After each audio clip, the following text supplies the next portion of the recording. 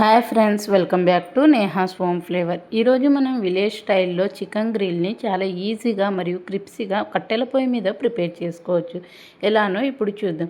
ఇక్కడ నేను చికెన్ పీసెస్ని బాగా కడిగి తీసుకున్నాను. అందులోనే 1 టేబుల్ స్పూన్ కారం, 1 టేబుల్ స్పూన్ ధనియాల పొడి, 1 table spoon chicken masala, 1/2 table spoon అల్లం వెల్లుల్లి పేస్ట్, 1/2 టేబుల్ స్పూన్ పసుపు, రుచికి సరిపడంత ఉప్పు, 1 టేబుల్ స్పూన్ ఆయిల్ని వేసుకొని ఇలా చేత్తోన బాగా కలుపుకుంటున్నాను.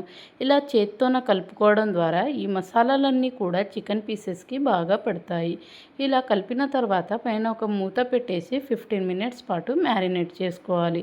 15 మినిట్స్ అయిపోయాక పైన మూతని తీసేసి ఇలా మ్యారినేట్ చేసుకున్న చికెన్ని ఇలా గ్రిల్ ర్యాక్లో ఒక్కొక్కటిగా ఇలా పెట్టుకొని సర్దుకోవాలి. ఇలా గ్రిల్ ర్యాక్లో చికెన్ పీసెస్ని పెట్టి సర్దుకున్నాక ఈ గ్రిల్ ర్యాక్ని మనం కట్టెల పొయ్యి మీద పెట్టి రెండు వైపులా ఈ చికెన్ పీసెస్ని కాల్చుకోవాలి.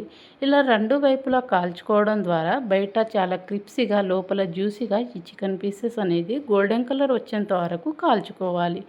చూడండి, నేను ఇక్కడ ఎంత క్రిప్సీగా మరియు గోల్డెన్ కలర్ వచ్చేంత వరకు కాల్చుకున్నాను.